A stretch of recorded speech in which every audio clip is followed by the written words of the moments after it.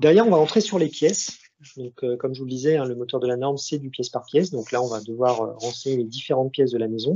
On vous rappelle toujours en partie basse la surface totale, de manière à pouvoir comparer aussi avec la surface annoncée par le client et à pouvoir vérifier que vous n'avez pas oublié de pièces ou de dégagement, de couloirs, des choses comme ça.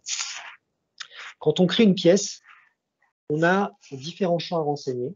Alors, je vais rester comme ça déjà dans un premier temps pour vous montrer que la position de la pièce, comme je vous le disais ici tout à l'heure, hein, donc là j'ai choisi une pièce sans plancher intermédiaire, donc on est obligatoirement sur une pièce de plein pied, elle est présélectionnée.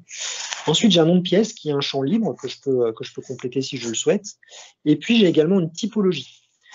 Alors, cette typologie de pièces, elle est très importante puisqu'en fait, vous en avez toute une série.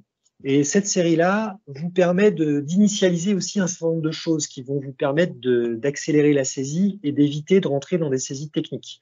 Dans le moteur de la norme, vous devez renseigner pour chacune des pièces les débits de ventilation.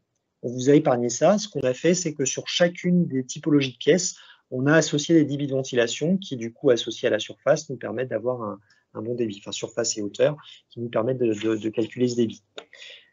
Autre chose également, c'est que quand vous allez cliquer sur une des typologies de pièces, donc là par exemple je choisis une entrée, eh bien vous allez voir que ça va initialiser toutes les valeurs que vous avez en dessous. Alors je vais commencer par les températures, ici température ambiante, hein, c'est la température que l'on a initialisée tout à l'heure dans la page information, idem pour la réduction et pour la durée de relance. D'où l'intérêt effectivement de le faire bien au départ, c'est que tous ces champs température, du coup on va pouvoir les laisser en l'état, et si dans une pièce on chauffe un peu plus ou un peu moins, eh bien, on va pouvoir renseigner cette information dans la pièce correspondante, mais toutes les pièces vont être construites du coup avec les bonnes informations de température.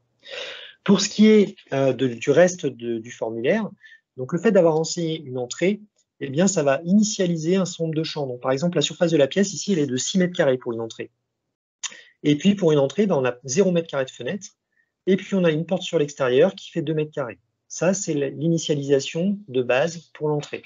Si maintenant, je viens sur une chambre, eh bien, vous allez voir que là, on n'a plus de porte qui donne sur l'extérieur, on a une pièce de 10 mètres carrés, et puis on a 1 mètre carré 50 de fenêtre. Donc, on est bien sur du pièce par pièce, mais l'idée, là encore, c'est de vous faire gagner du temps sur la saisie et d'avoir des configurations qui sont le plus rapidement initialisées, de façon à ce que vous ayez que quelques clics à faire pour atteindre finalement vos bonnes valeurs. Au niveau de cette configuration de pièces, vous avez également deux petits pictos ici, alors qui vous permettent pour la petite poubelle de classiquement supprimer la pièce que vous êtes en train de créer. Et la deuxième ici, la duplication, qui va vous permettre de recréer exactement la même pièce avec les mêmes informations. Donc là, vous voyez qu'on a la salle de bain, on a la chambre que je suis en train de créer. Si je la duplique, eh bien la chambre que je suis en train de créer va se replier et ça va me créer une deuxième chambre avec les mêmes caractéristiques. Donc là, on voit bien que ma chambre de 10 mètres carrés que j'avais créée, et là, bah, celle-là, elle va faire 12 mètres carrés, j'ai que ça à changer, par exemple. Et ça, et puis éventuellement la longueur du mur. Voilà, donc ça, c'est des champs qui sont très facilement utilisables. À noter, très important, hein, c'est que la longueur des murs sur l'extérieur, c'est une des parties qui vont nous permettre de calculer les déperditions. Donc effectivement, la seule surface ne suffit pas. La seule hauteur non plus. Hein. Effectivement, avec ça, on va calculer un volume. Par contre, la surface déperditive d'une paroi, elle va vraiment être calculée avec la hauteur sous plafond et la longueur des murs sur l'extérieur. Donc, pensez bien aussi à bien mettre en place la longueur de mur sur l'extérieur qui convient par rapport à la pièce qui est renseignée. Voilà pour cette partie. Alors, je vais également vous annoncer un petit scoop.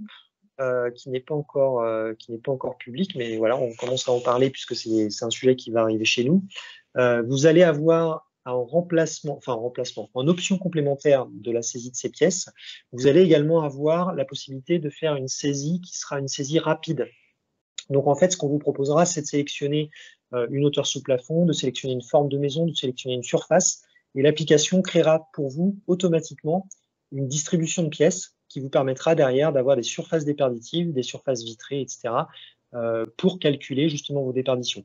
Donc c'est un calcul un peu plus approximatif, mais on a fait pas mal d'études sur le sujet et on arrive à un écart de 5%, donc on arrive à un écart qui est tout à fait raisonnable avec l'algo qu'on a mis en place. Donc là-dessus, vous aurez la possibilité très prochainement de pouvoir substituer cette sélection de pièce par une saisie rapide.